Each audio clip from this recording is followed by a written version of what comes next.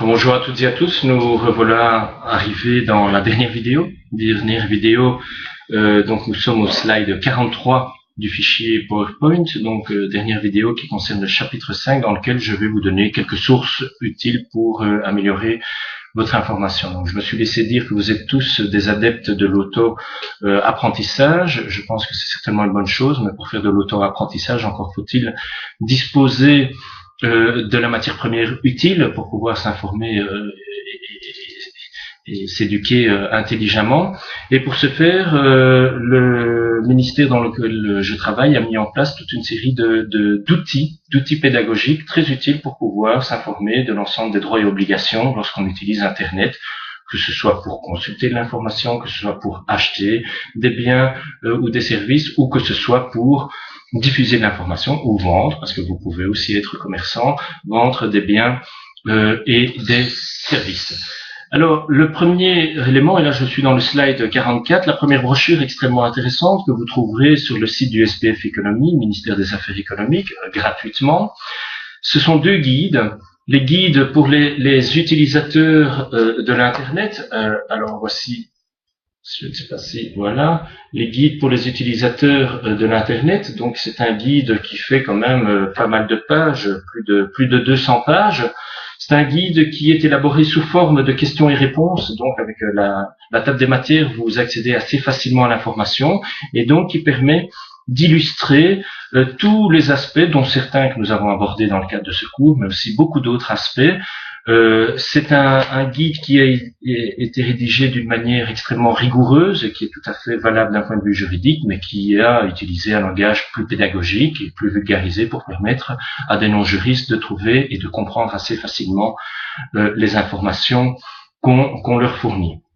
Alors ce guide existe non seulement dans le cadre des utilisateurs d'Internet, et un autre guide qui ressemble, qui est le guide des titulaires d'Internet. Là, c'est plutôt évidemment le commerçant qui va utiliser ce guide dans le but de développer son site web commercial pour pouvoir vendre en ligne. Donc, ce sont les mêmes questions qui sont abordées, mais sous un angle de vue quelque peu différent. Alors, d'autres brochures que vous pouvez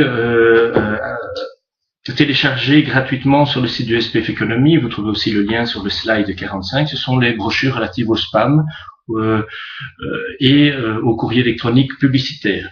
Alors, il y a la première brochure bleue qui s'appelle le spamming en 24 questions et réponses. Alors, c'est vrai que ça se limite essentiellement au droit belge, mais à tout le moins, les règles sont relativement identiques dans tous les pays de l'Union européenne. Alors, hors Union européenne, là, je suis d'accord, cette brochure a ses limites, mais néanmoins, au sein de l'Union européenne, toutes les réflexions qui y sont faites sont correctes. Alors, l'idée, c'est d'expliquer concrètement, quelle est la législation qui s'applique en matière de courrier électronique publicitaire? Et là aussi, c'est une brochure qui est réalisée sous forme de questions-réponses.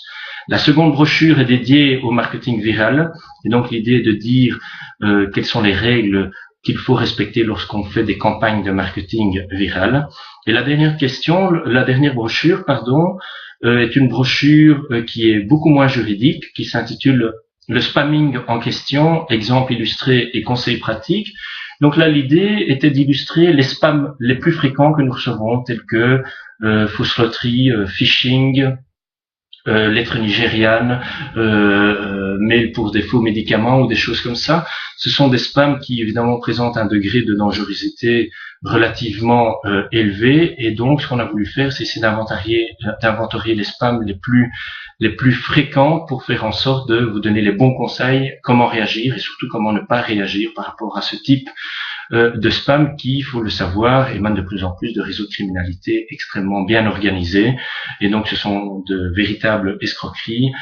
N'hésitez pas à les télécharger, cette brochure disponible via le lien que je fournis au slide 45. Alors, dans le slide 46, là, je fais référence au site infoshopping.be.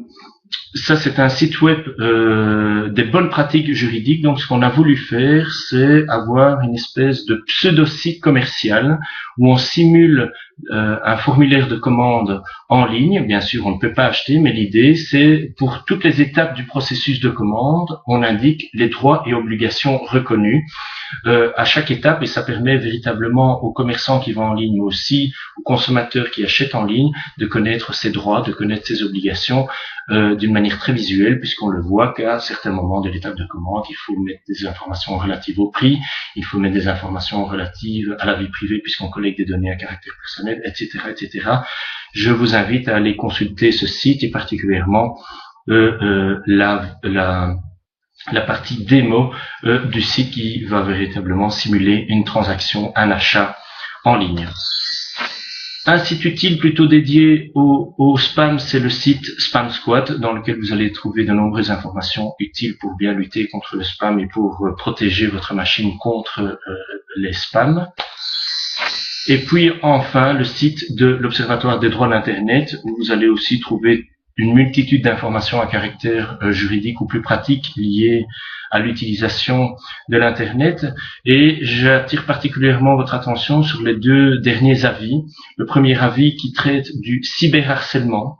Du cyberharcèlement, c'est une question extrêmement importante, notamment pour les enseignants, parce qu'on constate que de plus en plus de jeunes utilisent les moyens de communication, que ce soit les textos SMS ou que ce soit l'Internet dans le cadre de l'email, dans le cadre du chat, dans le cadre des profils, des réseaux sociaux ou autres.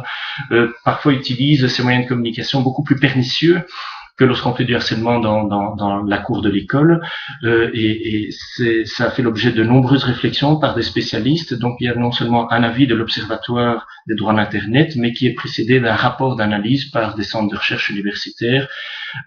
Ces rapports d'analyse sont extrêmement intéressants, et j'invite évidemment particulièrement les parents et les enseignants à consulter cet avis et ce rapport préalable, parce que ça fait l'objet de sources. C'est une source d'information évidemment extrêmement utile. Il y a un deuxième avis qui a été remis dans le cadre du marketing à l'égard des mineurs sur Internet, donc à l'e-marketing. De plus en plus, il est vrai que les mineurs sont ciblés, et il y a des moyens de communication ou des applications extrêmement utiles sur Internet, mais qui posent question, et ça fait l'objet d'un avis de l'Observatoire des droits d'Internet. Vous trouverez cet avis sur le site web de l'Observatoire des droits de l'Internet. Vous avez l'URL, le nom de domaine, qui est indiqué au slide 48. Voilà, je vous remercie à toutes et à tous pour votre bonne attention. J'espère que ce cours vous aura été utile, et je vous souhaite bien entendu une bonne continuation.